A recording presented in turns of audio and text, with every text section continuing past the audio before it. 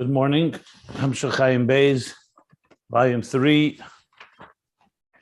We finished the paragraph on page 1306.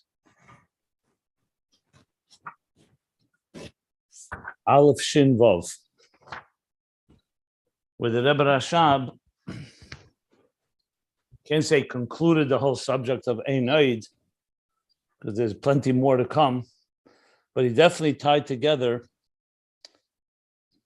the concept of a Yorim Kerem Mashiach, which concludes the verse of Havai Yechatem Merivov, which is that God shatters, that the enemies of the divine are shattered or destroyed, but more than that, they're transformed. And as we explained at length, what that means to transform it. In the last piece, Yorim Kerem Mashiach referred to it in the context of Malchus, because Malchus is the level in the spheres, as we explained, the last sphere that goes down into Biyah, manifests there in a concealed manner, allows Biyah to be created, a yesh, and then it joins, like a corner point, it joins Biyah through the bittel of Malchus. It causes a bittel of a yesh, like he said, to bridge it and connect it like a corner point that connects two walls, that connects two entities to Atzilus. That Nivraim should become connected with Alakus. Use that expression a number of times. Like he said here, Napochim Mahus Mugbal Mahus Alakus. From a personality that's defined and limited to a personality, to a divine personality. And connected with the other three interpretations in Keren, V'yorim Keren Mashiach, namely Keren from the word Oir, Keren Oir, illumination, but it's not just an illumination, one that comes from a difficult situation, like the face of Moshe that illuminated after the second, when he received the second luches, the second tablets, and as well as the other two interpretations, Keren from the word etzem, revealing the Gilead etzem, and chezek and takef, chezek and intensity, as he explained at the bottom of page 1305, as we learned yesterday. But bottom line, all of the interpretations teach us how Malchus descends below and deals with the Yesh below and transforms it, and ultimately that's when it gets elevated all the way to the highest levels, where the root of Malchus is higher than the root of the other spheres and higher than Giluim in general. That's why then to the Helam Ha'atzmi, the fundamental, the level of the divine that's higher than structure and higher than revelation, higher than shape and form, as opposed to the spheres, which, in contrast to the spheres, which reflect the divine as it manifests in structure. And that's how we finally concluded. So this bittul, atzmi, of David HaMelech, as indicated in the verses that Yoshor speaks to David about all these details, that David will go down, v'shelashta teirad me'ed, shelashta teirad me'ed, that he goes very far down, the three levels, the three, indicating that the purpose of it is the elevation through the bittul of the segel, ultimately reaching to Sgulasa, that the bittul, the nukud, is higher than the 2 points of Chesed and Gvura, and as well as the other parts of the verse, Ad Even Ezel, the Even refers to Daima Malchus of Asiya, Ezel refers to the Azlinan Minei, the elevation and the journey, the hiluch, the movement that this descent creates, that it catapults like a springboard, the neshama and Malchus all the way to the highest levels, as well as the three arrows that Yoshor shot, that Yoshor said he would shoot into the air, which also reflects the keshes, the rainbow, which is also part of the Birurim that comes when the sun strikes the clouds, the rain clouds. That's when you have the Chozer, as Chassidus explains elsewhere. The source of this maimer is also a form of the Birurim, also indicated in the three colors of the rainbow, which is, like he said, which will illuminate before Mashiach comes. It will illuminate the world, because it is a result of the Avodah of Birurim, and we come to the conclusion of Birurim. That's what brings Mashiach and the Geula. And finally, at the end, he explained how all this will be a permanent, David Melech Yisrael Chai V'Kayim, a permanent Malchus, not just a temporary one, because it's reaching the Etzem, Atzmus Ein Sof. And that's the final piece where we learned, the last thing we learned was connecting it back to the beginning of this volume 3, Laila kayom yoyer. And what did the Rebbe Rashab say? That Laila kayom yoyer, that the night itself will shine like day. And he says that doesn't mean that the sun will also shine by night. And he gave three reasons why not. Number one, because that's not such a pella, that's not such a wonder that the pasuk is coming to tell us the night that the sun will also shine at night. So that's number one. Number two, because the fact is, the second reason is the pasuk is mashma not that way, because the pasuk begins cheshach leyachshich, that darkness will not darken. There he's not talking about altogether about the sun. Darkness will not darken for you. And then comes v'layla k'shchashecha ka'era, which comes to add that the night not only won't darken, it'll actually radiate. And the final third reason he gave is because even the sun, which we say, lo hashemesh le'er yomim, even the sun, la'asad lavei, will not be the source of the light of the day. It'll be Hashem will be that source. So based on all of that, he says the kavanah, therefore, in Laila Kayem Yer is that the darkness itself, not the sun, will also pierce the darkness. That would be more like Mamayil Lamata, that the light also pierces the darkness. Here we want the darkness itself should radiate like air, and on the contrary, even a higher air, because it's coming from an even higher place than the regular revelation of illuminated light of air. And that's where we concluded. Now, to really understand this last piece we learned, I suggested, more than suggested, to go back to the bottom of page 1207, literally 100 pages ago. Literally 100 pages ago, 1207 and 1208, where there he speaks more in detail exactly what we just learned here. This whole piece about that it's not just that the sun will shine, but that the moon itself and the cheshach, the darkness itself, will radiate. It actually goes from 1207 till 12, I would say, till the top of 1210, if you want to have the full picture. You'll also see there, which we didn't understand at the time, how he goes from there, Birur Inyan, yes, Lahavim, Mashakasav Avay Yechatem Merivav. It goes all the way back to page 1210. There, when we read it, it looked like a complete tangent. But now we understand, because it's all coming to understand the concept that not only do we eliminate the darkness, we transform it. Not only do we eliminate the enemies, but we transform it. And then he started the whole subject of Gan Eden and Olam Haba, which led into Mudfa Murgish Muskel, the whole process of transforming ourselves to connect all the way to the highest levels of the divine, which then he brought it back to understanding Gan Eden and understanding L'Asid Love, the future, and back to Havaya Chata Merivav, all the way to the Yarim Kerem Mashiach that we learned, that we just concluded now. So it all really, once you read it that way, it really ties together. You see a fascinating, eloquent picture here, puzzle coming together.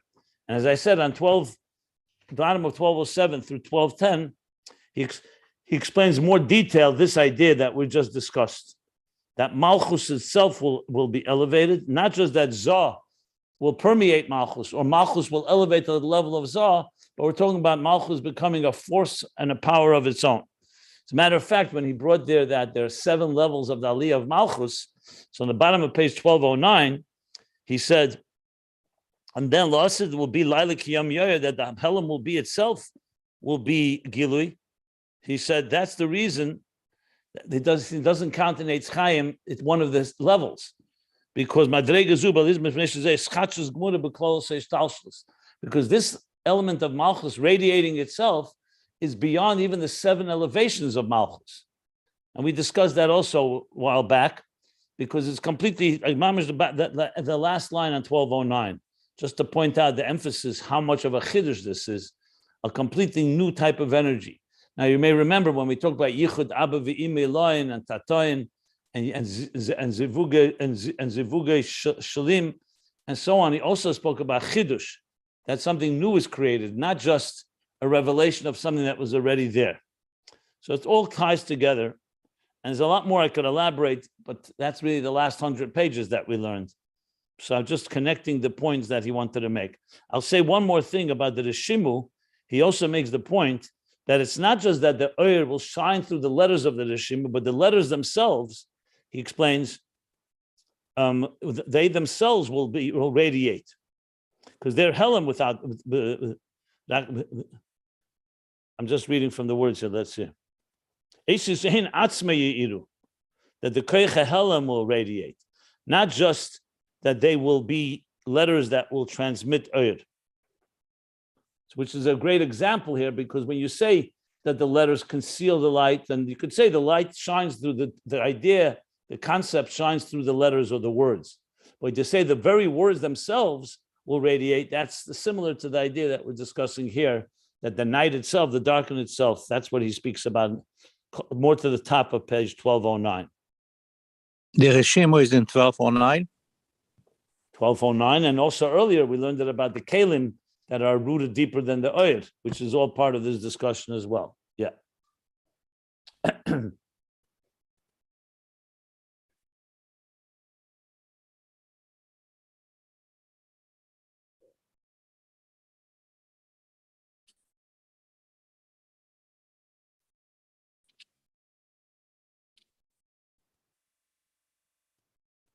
Okay. So with that, I'm ready to begin the next paragraph, unless someone has any questions. Could you tell me again which page is the Reshimo? I lost you for a second. I just said 1209. Thank you. Okay, any questions? So now comes the next paragraph on page 1306. And I just, before we start learning it, can everybody mute, please? Okay, so before we begin learning it, I just want to refresh our memory with one key point here. You may recall a while back, well, not so far back, let me tell you exactly where it is.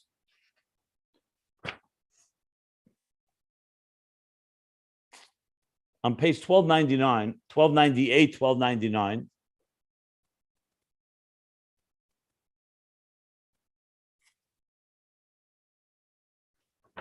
and further back, let's see, one second.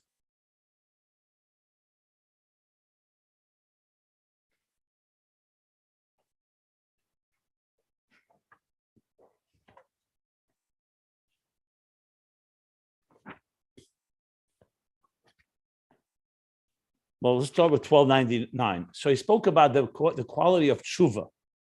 He said that tshuva ultimately reflects this idea of transforming zdeinis nasale kazachis, that the transgressions themselves will be turned into merits. And that he connected to this idea that we're discussing now, which is that the darkness itself will become light. He said it clearly, that's when the dinim and the gevuros and all the kitreim mishapchim. So it's not just they'll be eliminated, but they'll actually be changed from being a prosecutor to being a defense. The transformation of the sweetness of the gevuros, the sweetening of the gevura on this highest level. That gevura itself will become chesed, and that comes from the helam ha'atzmi. I'm reading now on page 1299, and he directly connected it. He said, this is malchus. Now, helam ha'atzmi is dafke malchus, and that's right before he went into Vayorim Kerem Mashiach. So that's 1299. Now, the truth is, this idea of tshuva was really brought earlier when he spoke also about how Malchus elevates all the way. It's mashpia in Torah. Remember, we spoke how first there's Biti receives from Zah. Then there's Achesi, Biti, a daughter. Achesi, a sister that's equal to Zah. Then there's Imi, and it's mashpia. And the Rebbe Rashab explained that ultimately you see that when you see neshamis are higher than Torah because of tshuva. You see it from tshuva. Because tshuva can correct and repair and transform something that the Torah forbids. I'm looking at page 1282. Okay. And before that, 1251. These are the three pages I'm referring to, 1251, 1282, and 1299. You'll see why I'm mentioning it all. 1251 was where he discussed at length. Let me just go back there a moment. Yeah. Tshuva, yeah. Whole piece here. Now, why is he going back there? Because that is the mile of tshuva. But the Rebbe Rashab is now going to address this issue more in depth. Because according to this, essentially tzaddikim will not have this quality. It's only the quality of someone that actually went into darkness. Only someone that actually experienced real darkness can be transformed. But a person who lives in the light, even in this world, seemingly does not have this quality of Laila Kayem Yoyeh. This is what the Rebbe Rashab is going to address now in detail. So, Ubira Inyan, he starts Ubira Inyan, page 1306. Ubira Inyan, Yesh Lahavin, to explain this Inyan of Laila Kayem Yoyeh that we just discussed, how the darkness itself will be transformed, we have to understand, Ma De'isa B'Zoyar, it says in Zoyar the following, Malka Mashiach Asa Lasovet Tzadikaya B'Tiyufta. The King Mashiach will come to cause that tzaddikim, to bring tzaddikim back through tshuva. Lasovet Tzadikaya B'Tiyufta, to return the tzaddikim B'Tiyufta in Aramaic is tshuva. Lasovet Tzadikaya B'Tiyufta, to cause the tzaddikim to do tshuva. That's what it says in Zoyar. It's a Zohar that's very famous. If you learn the Rebbe Sichos and Chassidus in general, but especially in the Rebbe Sichos, he brings it quite often. Lasovet tzadikaya b'tiyufta, that also tzaddikim will do tshuva. The lecheira ain't a moving, as the Rebbe Rashab. We need to understand this because seemingly it's not understood. Eich yu tzaddikim baalei teshuva. How will tzaddikim be baalei teshuva? Haloi hatshuvi al chet va'avan. Teshuva comes on a sin and a transgression, which is completely not relevant, completely not in the realm and connected and relates to tzaddikim. So how will they become Baalei Teshuva? So what does the Zohar mean that a Mashiach will cause them to do tshuva? They have no ched oven to do tshuva on. Okay. Now, of course, everyone will ask the question, didn't we learn many times that there's tshuva without a chet? Tshuva ilah, v'ruach toshev el alakim asher nasana. Tshuva does not just mean over a sin, it means to return and connect. So the Rebbe Rashab is going to qualify and obviously explain that. So he continues now. But that's the operative question right now. What does it mean that tzaddikim are going to do tshuva? And the connection we can understand because tshuva, remember, is the ultimate transformation of darkness to light. And now, there's a concept, there's a thing in tshuva that's not on a chet. In other words, tshuva has something about it that's not exclusively only on a sin. This is what it says. It says in Kehelis, the pasuk I just referred to, Varuach toshev el elakim asher nasan. Toshuv, the ruach of the neshama, the spirit of the neshama, Tashuv will return to the Eibishter that gave it. In other words, the Eibishter sends this neshama down below, and Varuach Tashuv Elakum, and this ruach returns. So you see here the concept of tshuva, and this does not necessarily refer to any chet. Shezeu aliyas v'hashavas hanefesh. This is referring to the elevation and the return of the nefesh, l'mikeira v'sharsha atzmi, to its core root and source. So when you say a neshama comes down below, that's it is a neshama beguf. It comes down, it lives its life, and then that spirit, that nefesh, returns to its root. There is nothing to do with a chet. It's purely about the neshama returning, tshuva from the word return. And what is the aveda? What is this in aveda? This is the aveda with the core soul. This is not about something went wrong, a transgression, or a sin, or any iniquity. This is about the Atzmus HaNeshama serving and connecting to God, wants to return and connect to its source. Like the Ava Rabba, the great love that comes from B'chol Meidecha, which we also learned earlier about Mesiras Nefesh. And I'll explain this after we read inside here more. Va'ava b'tainugim, and the love that comes from the love of Tainugim with pleasures, which is not just love, it's all the way in the levels of pleasures, but l'sanig al Hashem ad kleso, that this neshama as takes pleasure and becomes ecstatic and completely consumed with Hashem, with godliness, to the point that it expires, that it completely gets absorbed. Kleis hanefesh, like we learned earlier, The neshama is completely absorbed with its source. Shekol zeh hi teshuva madregas ha'aveda da neshama elikis. All this is not talking about the teshuva connected to the animal soul and sins. This is the teshuva that's in the level of aveda of the nefesh neshama elikis of the divine soul. That has nothing to do with an aveda. So you could say, basically, based on this, that's what the Zohar is referring to. That Mashiach is going to cause and bring the tzaddikim to this level of tshuva, not on a chet. So seemingly the question is answered, but the Rebbe Rashab is not satisfied with this.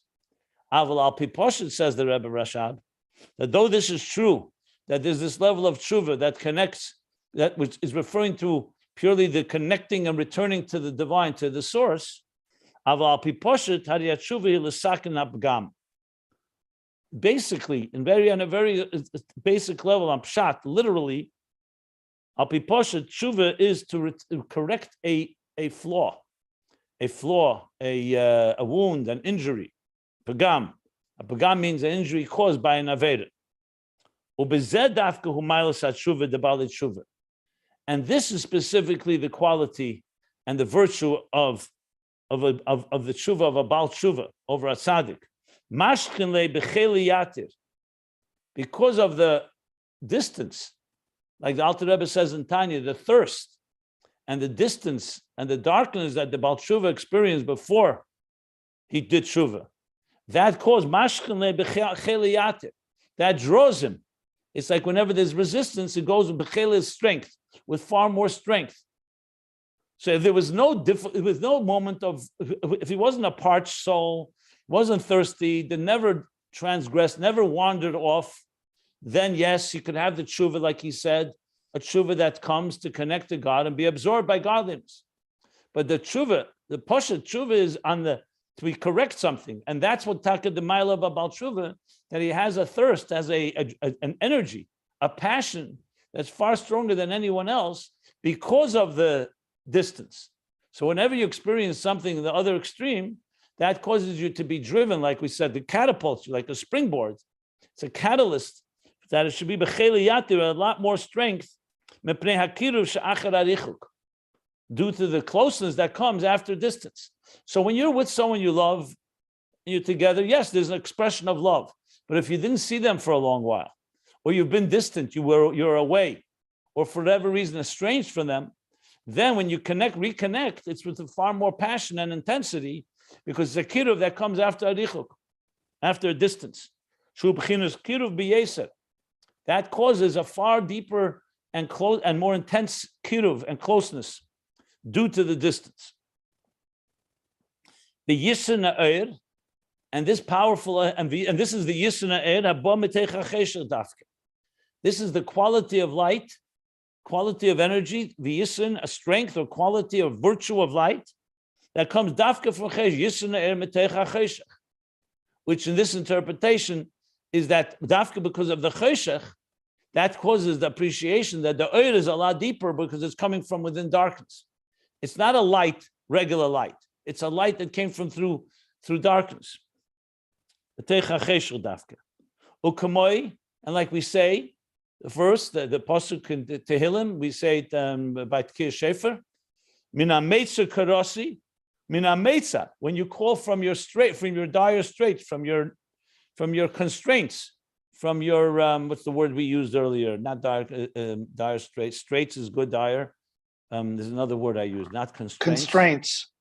No, constraints I just used now. No, there's another word. Another word that I used. I forgot what it was. Okay. Another word that is a very good word. Strife. Meitza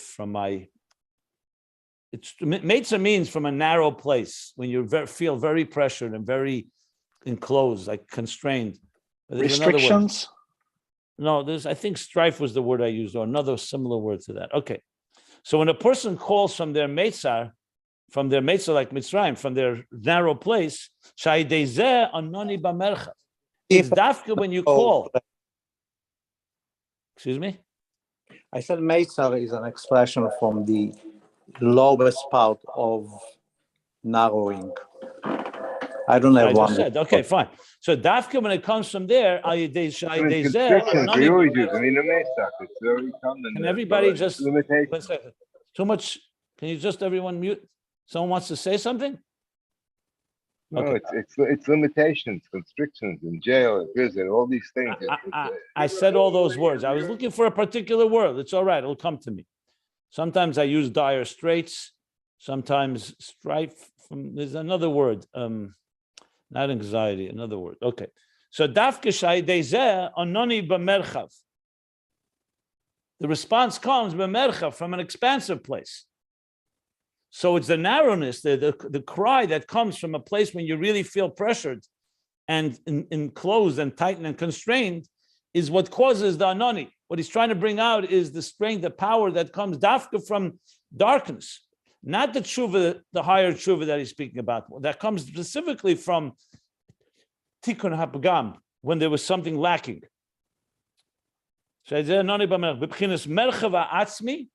This calls out, this reaches and draws from merchava atzmi, the core expansion and expansiveness of the atzmus ein sof. That's our commercial kosav b'mokemachet, like it says elsewhere. So this is explained in many different places.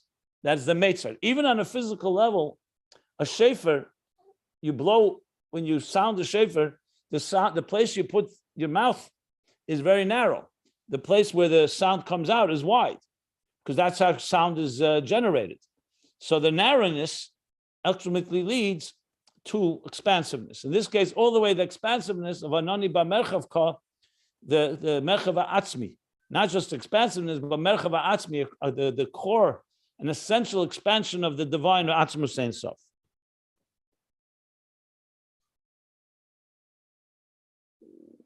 So based on this, the question still remains. How do you say this on tzaddikim? So now he continues.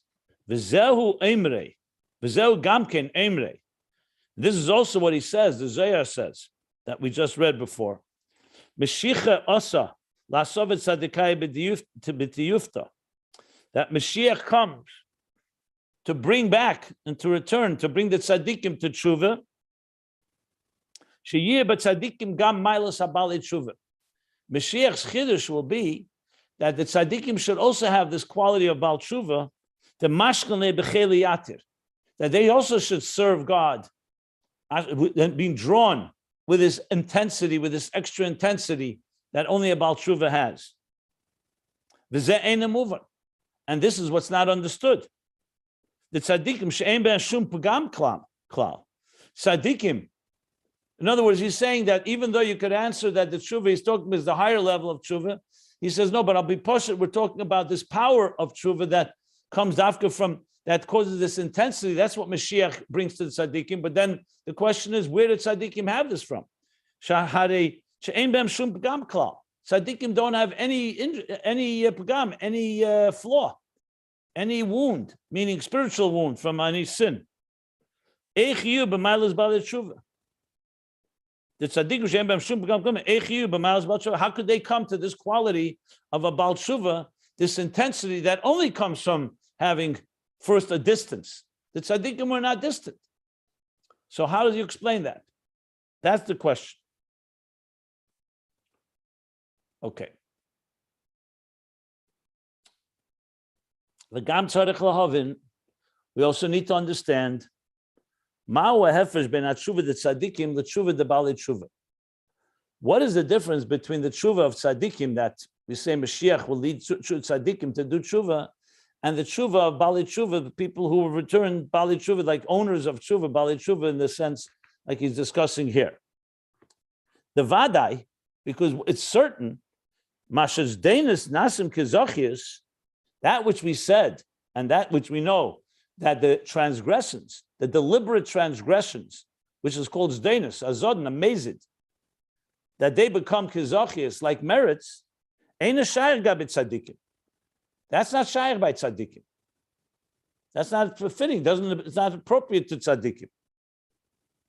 Doesn't relate to them. Sherechekim ma'id gam ashgogis, because tzaddikim are distant, very distant, even from inadvertent sins. Shegig, even something that's not deliberate. and definitely mizdenus. The question is, what does this question add that we didn't say before? I think the Rebbe Rashab is adding like this. Fine. First thing we have to understand is, how did tzaddikim have this maila, this quality that a Baal Teshuva has? Once you understand that, you still need to understand what's the difference between the Teshuva of the two, when tzaddikim simply do not have the transformation of a negative, of the deliberate, because they're not even shaykh even to something that's not deliberate. So it's an extension of the first question. It's not a completely new question, but he's spelling it out more. And then another, v'gam tzarich l'havin. And additionally, we need to understand that the quality of tshuva is that the evil, the negative, is transformed to good, to goodness.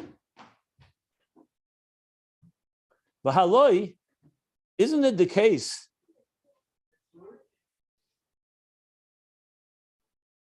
V'haloi, isn't it the case? Gam ba'avei tzaddikim, yeshin yazeh. Isn't it the fact that the tzaddikim also have this inyan, where ba'avei the avad abba b'tanugim, in their avodah, in their service, with a great love, with pleasures, as they relish, the word I wanted to say, they frolic or they relish the divine. Like we said, like he says in Tanya chapter 9, he's talking about tzaddikim, that teiche, his entire inner being is ratzuf, is paved. Ratzuf means like when you cover something in gold. What's the word? Paved in gold is the right word. Paved is another word. Ratzuf ava. Completely covered. When you cover something, like you smear gold over, let's say, wood or something. It's called ratzuf. Plating. To plate. Plated. To gold plate. Ratzuf means complete, also completely. Anyway, something like that. Yeah. Teiche ratzuf ava. It's completely covered with love. Mole v'godush, filled and overspilling. Mole means filled. V'godush means it's overfilled, spilling over. Acha, the love is so intense that it completely fills him to the point it spills over. Ad, to the extent, this is all from chapter 9 in Tanya, shetispashet gam l'chol lasmoli, that the love of this level spreads also to the left side of the heart. It goes from the right side of the heart where the nefesh halikis resides, and it spills over into the left side of the heart. The kafia l'sitra achre yisoid hamayim haroyim, to subdue the other side, which comes from the yisoid hamayim, which is the taivas, the desires that come from the element of water, the negative ones.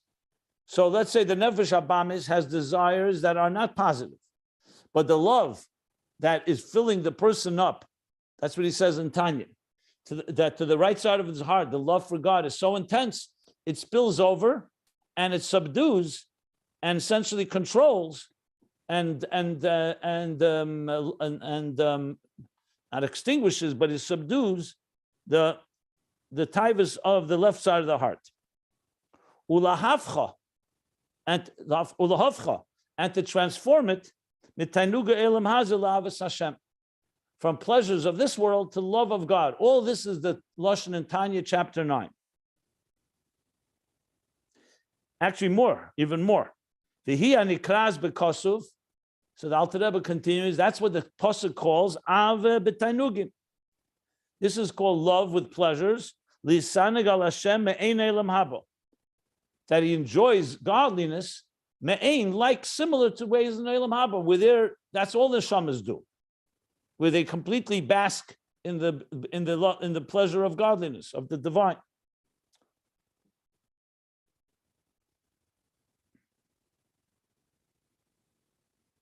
And this is still the lashon of the Tanya. He's quoting quite a few lines. I realize now. V'hu b'chinas hamayim v'zera irzerua. This is the level of mayim of Kedusha, the water of Kedusha, water referring to love, the zera, and like seed, the zera, ir zerua, a planted oir, Shebegdushas nefesh alekis, in the sanctity of the holiness of the divine soul, hamahafeches l'toiv is b'chinas hamayim shebenefesh habamis, that transforms the negative waters, the pleasures of this world, of the animal soul. Shara nepach li is tev gomor, that the evil becomes transformed to be completely good. Kama yetzer tev mamish, literally like the yetzer tev. So the yetzer hara has been transformed like the yetzer tev. This is all chapter 9, where he talks about the battle of the animal soul and the divine soul. So this is the ultimate way of winning the battle, where the divine soul dominates and controls the animal soul to the point that the love of the divine spills over and ultimately transforms also the animal soul. So this is all what the Rebbe Rashab is referring to, that by a tzaddik he has this. So if this is the case, so this is where he's going back to the question that he's asking. V'im kain, ma'u ha'hefresh ben isapche. What is the difference between this isapche, l'isapche sadosh al idei Teshuva? If by a tzaddik, we just said, he also has this element of transforming the negative. So what's the difference between that, the avodah of the isapche of a tzaddik, that we just read from Tanya, with the transformation of negative to positive of zdeinus nasa kazachis of a Baalei Teshuva, of Teshuva? So that's question number 3. Again, it's all an extension of the same big question of what does Teshuva mean by tzaddikim, but he's broke it down into several different components. First of all, a tzaddik doesn't have any flaw. Secondly, he definitely, where do you have, what's the difference between his Teshuva and the Teshuva of a Baalei Teshuva? Being that he doesn't have zdeinus and even shgogis, which means deliberate or even inadvertent sins. And finally, what is the difference based on the Tanya between this avodah of the tzaddik, like he said, the tzaddik also has this transformation, and the isapche that comes through tshuva. And now comes yet another. Gam tzarich lahavin. Also, we need to understand this is a 4th tzarich lahavin. I count so far 4. Ma'u ha'hefresh ben Birur de'er Yoshor va'Birur de'er Chozer. Okay. So the Rebbe Rashab, of course, is already introducing not the answer yet, but language that will be relevant to understand this. So let's explain the difference between Birur of Yoshor and Chozer. Birur of Yoshor, generally speaking, Yoshor refers to a light that is shining from like Mamayla Lamata. Sunlight is an example of Yoshor. The moonlight is an example of Chozer, because moonlight does not have its own light; it's refracting and reflecting another light. So in Aveda, Yoshor is very much like Hamshachas Mad. It's Hamshach. It's like an Asusa Delela. A Birur of Yoshor means that you have your soul is shining, and it reaches out, and it transforms things, and it affects things around you because of your great light. Chozer is the other way around. You go into the darkness and you refine it, and from there you generate light. Generally speaking, Chassidus explains the difference between Talmud Urashami and Talmud Bavli. So these are the 2 Talmuds, the Jerusalem Talmud and the Babylonian one. And though they have a lot of commonalities, there's one key difference. One is shorter and one is much longer. So it says in Chassidus that the Urashami does not have the same level of pilpul, of argument and counter-argument and questions and answers, because Urashami comes straight to a conclusion, because it was in Yerushalayim, and there was a higher Gili Oyer of Torah. Bavli was in Bavli, Machshakim, Heshivani, Zu Talmud Shel Bavli, it says. You've placed me, you've settled me, you've placed me in a place of darkness. That's Talmud Bavli. Why? Because Bavli comes the other way around. You don't get clarity right away. First, you have someone state something. Then there's an argument. Then there's a counter-argument. And there's questions and answers. And from that is derived a conclusion. So Chassidus explains, Shari Eira, the Mitler Rebbe, some of different places, that this is the difference between Birur of Yoshor and Birur of Chozer. Birur Yoshor is more like a teacher teaching you and clarifying an idea, but it's like from the top down. That he has the idea and he's explaining it and bringing it. It's a birur, but it's Yoshor. It's the light is revealing and clarifying the point. A birur of Chozer is you begin without clarity at all. You begin in a confused state where you don't know what the story is. and you start asking questions, and you start exploring and evaluating and arguing until you finally find within that, you find a birur that comes from the bottom up. So he's saying, so we need to understand what's the difference, because obviously tzaddikim is Yoshor and Baalei Teshuva is Chozer. So he's asking like this: Ma ha'hefresh ben birur, ma ha'hefresh ben birur de Yoshor v'birur de Chozer. Shahari birur de Yoshor hu shamizbar nasi keli lelakus. When you're talking about birur of Yoshor, so there the mizbar, the one that is being, let's think of the thing that's being refined. So it's receiving an oil, and the one that's receiving it becomes a keli to the lakus. Ukamoy kain ba'birur de Chozer. Same thing with the birur of Chozer. Also, the end result is the same. The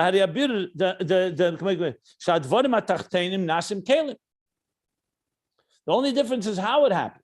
One is that the light shined and elevated the keli. The other one, it came from within. But at the end of the day, they both are kelim telakus. Not in the way it happened.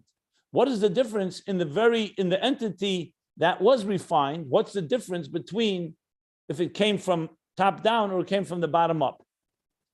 So in other words, it's another way of rephrasing the question: what is the difference in Teshuva of Tzaddikim and Teshuva of Baalei Teshuva? Both of them, at the end of the day, are now divine servants, and yet the method was different. But what's the difference in the end result? If it comes from the top down or it comes from the bottom up? That's the question on the table. That's the fourth question that he spelled out. And one more thing, v'gam, yet another point. And additionally, hariyadua b'chlal, it's known in general that that the mavarer, the one that's doing the clarifying or the cleansing or the refining, comes from Chassodim, from the level of Chassodim. Because chesed is a flow from above, like love. And the one that's being refined, the one that's being refined is from the level of Gevuros.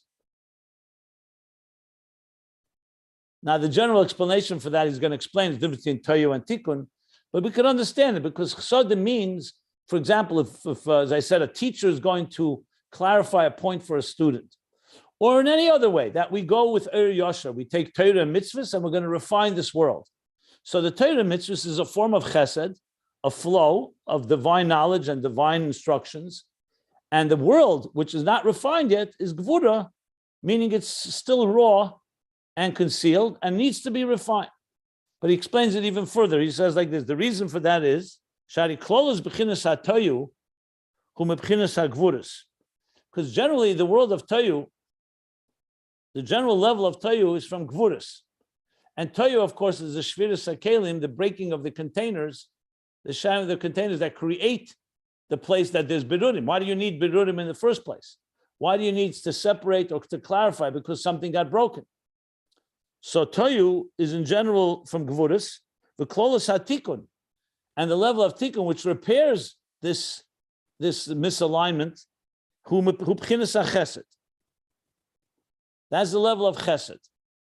The ikar yisavas apselis, and the primary manufacturing of the waste, hu mekava smoil. Waste means that the idea that when something is pure kedusha, there's no room for waste. But when there's a imbalance, like in Toyu, it creates pselis, waste. When things get shattered, there's a certain element of waste. That comes from kava smoil gvura, the left side. Ukumoisusfisa de dahava, like the remains, the waste of gold.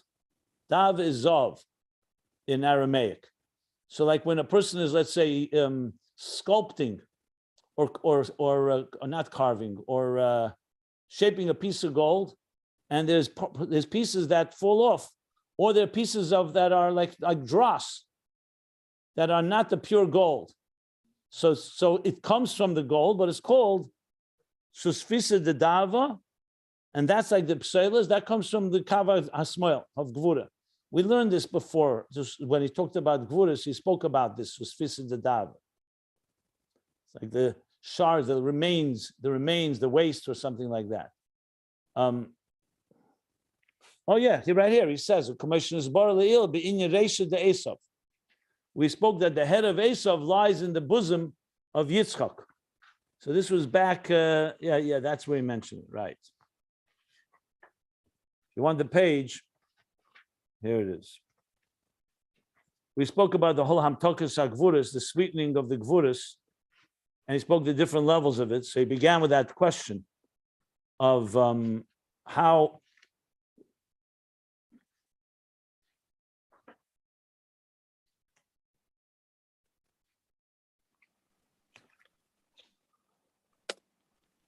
$12.88 is where he began the discussion with Reisha de Esav. There, as you see, on 1288, look at the third line of the paragraph. It says, "Susfisa the dava pselas the Gevuros al yenas the kedusha." Because Zov comes from Gvura, Kesef is from Chesed, silver. So he says that's called the pselas of the Gevuros al yenas the kedusha. So when it evolves, ultimately it leads waste. It's similar to what I said yesterday, connection to the Tanya, that the Shalosh Klippos HaTmeis, they ultimately evolve from higher levels of holiness. Here he's not talking necessarily Shalosh Klippos HaTmeis, he's talking here more the pselas, the waste. But regardless, the waste comes from something. And that is what he calls the Kava Smail, there on that page, yeah, there we go. Okay.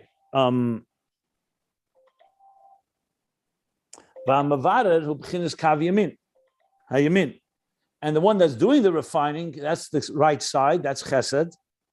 The Hainu Amshach is b'chinas Chesed Elyon. That's the transmission of the supernal or a higher level of Chesed Elyon, the Chesed of above. Shazel b'chinas Gili Eir. That's a revelation of light, Levarer, Ulesakin, to separate and to repair. So basically, Mevarer is Chesed, the right side. Mizbarer, the one that's being refined, is the left side, Gvura. U'ba'efen Birur, top of page 1307. And then in this manner of clarification and separation and refinement, this itself has a number of different levels. And when the Birur comes from a much higher level of light, of energy, then the Birur is in a form of transformation. Not just subduing, but transformation. In other words, it comes from a higher place. The higher light has a power to transform. Like the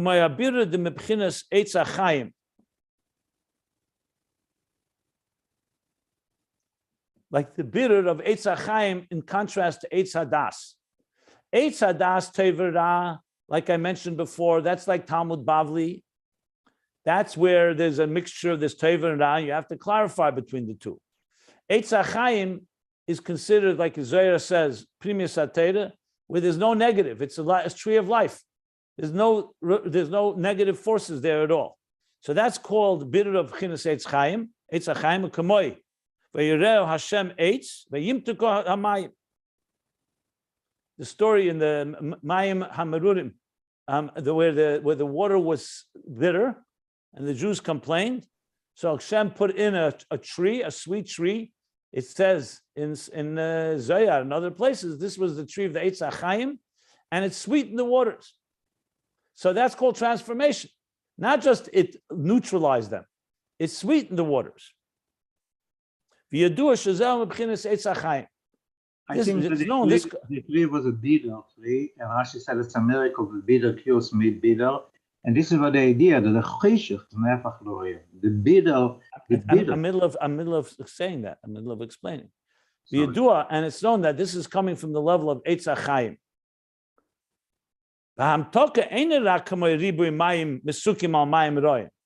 It's not that you washed into it, you mixed into it much more sweet waters over the negative or the bad waters, the bitter waters.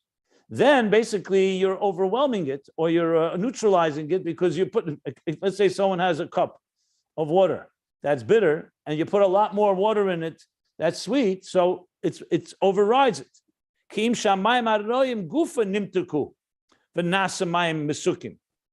But rather that the mayim aroim gufa, the bad waters or the bitter waters, they themselves became sweetened and they became sweet waters. And that's that the bitter became sweet. That's his hapcha. And that comes from the level, the Eifanat Birur, that comes from a very high level of Eir Elyon that causes his hapcha. The Chozer, all this, Chassodim de Yoshor. This is due to the Chassodim, the great love, the great positive, the sweetness, you can say, of Yoshor. But how do you do it? And it's known, the Eina Gevuros nimtokim ele b'shorsha, b'b'chinas ha'gvura dafka. And it's known that Gevuros, in general, the severities get sweetened only in their root. In dafka and Gevura. So here comes the question. Remember, all this is a question. The question, he says, what's the difference between Birur, Yoshor, and Chozer? That was the first question. When at the end of the day, both of them create a keli telekus. Furthermore, he said, we know that Yoshor, the Birur Yoshor comes from Chesed, and the Birur of and the Chozer comes from Gevura. Or the Mizbar, the Mavarer comes from Chesed, and the Mizbarer is Gevura. So now the question is, so what's the difference between the two? The Yoshor, the great Chesed, also creates transformation of the water from bitter to sweet. And when it comes to Gevura, the Mizbarer, you say it gets sweetened in its source only in Gevura. V'im kein tzarich lahavin.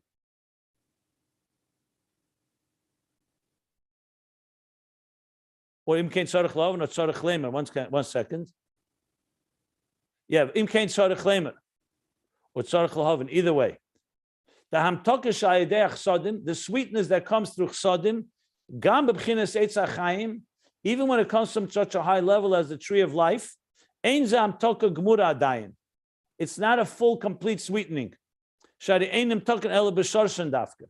Because if you really want to transform Gevura, you can't do it through Chesed. Even though he said truly, it did say that it's not just that the sweet water was more quantity than the bitter water, but the bitter water was transformed, but you can't say it's completely became sweet because sweetness can only come by transforming it in its own very root.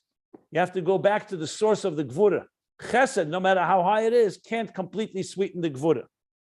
It says that the water became sweet. That means they became fundamentally sweet. So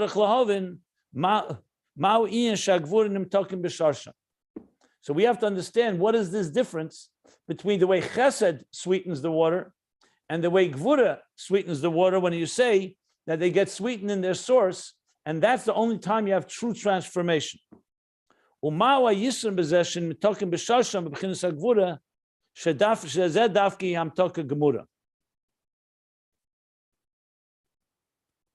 what's the quality when they get sweetened in their source in Gevura, that causes a full sweetness? Let me just explain this last question. It's really an extension again. Since a tzaddik has the quality of tshuva, because like he said from Tanya, is hapcha, he also can transform, and about tshuva has the quality of tshuva. So now, even though he didn't answer it, but he's already hinting to the answer, because one is the difference between being sweetened by the chesed, by the nefesh halakis, sweetens even the negative. Like he said from Tanya, it spills over and transforms even the Yetzer Hara, the nefesh habamis, into also loving God. But at the end of the day, it's still coming from Yoshor, from a direct light of the divine. In Baal Teshuva, it didn't come from a direct, it came from the darkness. And the way it was transformed was that the darkness itself, the Gevura itself, has a source. Like we're going to learn, the Helam Ha'atzmi, that transforms it, and that's total transformation. He didn't explain, it remains a question, what is the difference between the two? But that's his last piece that he said, that the difference is one is coming from chesed, one is coming from gvura. So when the chesed transforms the gvura, it does transform it to some extent, but you can't say complete transformation that the gvura itself, that the bitter became sweet mamish. You could say to some extent, but not completely, and we have to understand the difference between the two. And what does it mean that the gvura gets transformed in its shadish?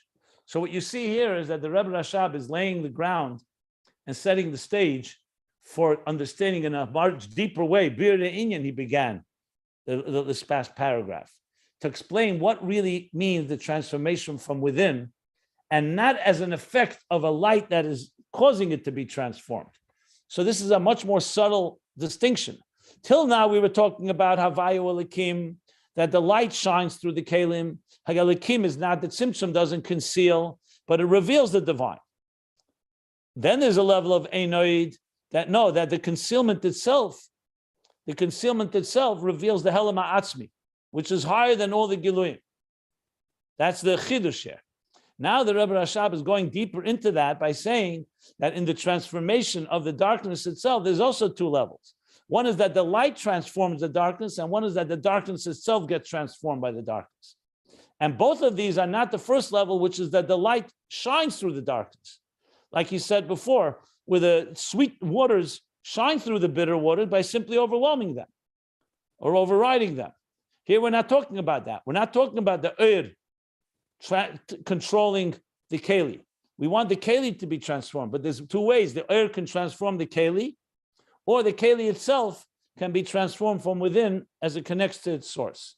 That's what the Rebbe Rashab is now going to be discussing at length in the next, I would say, good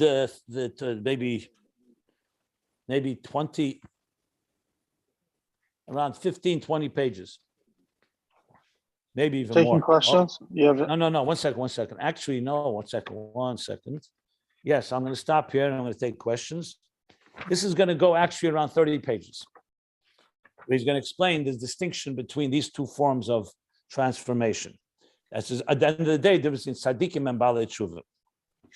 So I'm going to stop here. I'm going to stop here at the end of the paragraph, page 1307, and I'll be happy to take some questions. So that was my question, actually, this union of the Teshuva of Tzaddikim versus the Teshuva of Baalei Teshuva. So apparently the Teshuva of Tzaddikim is a sweetening of the merits they already have, because they don't have any sins, but they get a greater tanugim where in the higher levels. But the transformation of Baalei Teshuva actually, I don't know if it's higher or not, but it's more of a transformation. With the Tzaddikim, it's kind of an upgrade, but with the Baalei Teshuva, is that fair to say or no? No, it's not fair to say, because the Rebbe Rashab left this in a question, and he'll answer it himself. I'm not going to go speculate. He didn't answer the question. He didn't hint at these issues? He's going to explain it. This is the whole Hemshech Ayin Beis now. The next 25, 30 pages are going to come to explain this. You're saying he didn't a bunch of questions here, no answers. No. You could start seeing a hint of an answer, but he doesn't. But he leaves it with a question. We have to understand what is the difference, and that's exactly what is actually the difference. Is this the inyan? Okay, but is this the inyan where it says the place where the Baalei Teshuva stands, not even a tzaddik can stand? Is it related to this? It is related, but again, this is only the beginning of the topic, because you just asked a bunch of questions. It is related. Could I ask something, Reb Simon? Sure. I think that he's starting here, and this is a question to you. He's starting here to say that in Eitz Chaim Gufo, there are the two Birurim from Yoshor and Chozer. The Yoshor, it's like he's saying, it's not Talking Gemura. The Chozer, which is in where do you see that Chozer is hinted to in Eitz Chaim? I think that's incorrect. I think that's my question to you. I think it's not correct. Eitz Chaim is Yoshor, period. There's no Chozer in Eitz Chaim. Let me only say something. Maybe I'm wrong, but very interesting that Rashi is saying about Vayirei Hashem Eitz, that the Eitz itself was a bitter tree, and this is Neis Betech Neis, the bitter cured bitter. if we are explaining that Ein Gvuros Nimtzokin b'Shorshon, and you Davke, this is I'm talking Gmuro, makes sense to say that in Eitz Chaim Gufo there is a sheresh from the Gevuros. Maybe he will explain it later, because he said in the beginning of this page, so I think that I'm not sure that he wants to say that he's starting at Eitz Chaim, then he said this in Nacham Tokeg Mura, then he said B'Shorshon, this is the Ham Tokeg Mura. Maybe, I don't know. My understanding of Eitz Chaim usually is that there's no Gevura in it. But to be honest, the way to understand this is to look another Maimorim where this is discussed more at length. Also, like you just said, the Rebbe Rashab did not answer any questions yet. So he's going to definitely explain and discuss this. So we either can wait or find it later where he does discuss it. Or, as I said, there are Maimorim that talk about this. I don't know, according to Rashi, I don't know if it's the Eitz Chaim. You could say Rashi is a different interpretation. Contradiction, because the Rebbe Rashab concluding as the Gevuros. Yeah, but first of all, the Kamech Chilukim Madregas is not referring to in Eitz Chaim. Kamech Chiluk Madregas is that there's a Birur that comes from a Elyon Yeser, which is the Eitz Chaim, and he says clearly these words here. She'ein sham achiza l'ra klal, which means it doesn't have any ra, so it doesn't have any gvura. And so it sounds to me that it's the Chassodim of Yoshor, the Eitz Chaim. That's my understanding. Yeah, anyway, regardless. Then you're saying it's not, the Chassodim is not I'm talking Gevura, and that I'm talking Gevura. But that's not the Eitz Chaim, and that's why you need something else. Anyway, I don't know. We can debate this forever. I'm telling you my understanding. If you want further, you have to find other Maimorim. Go look for it and see where other Maimorim discussed it, or later in Ayin Beis. Okay, thank you. Are there any other questions?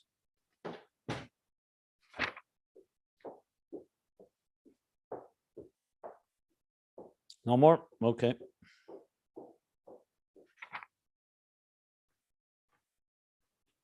There's going to be a lot about Amtokas Gevuros, that I can tell you for sure. Matter of fact,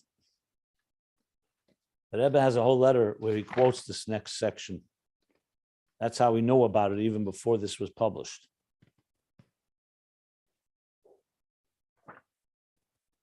Okay.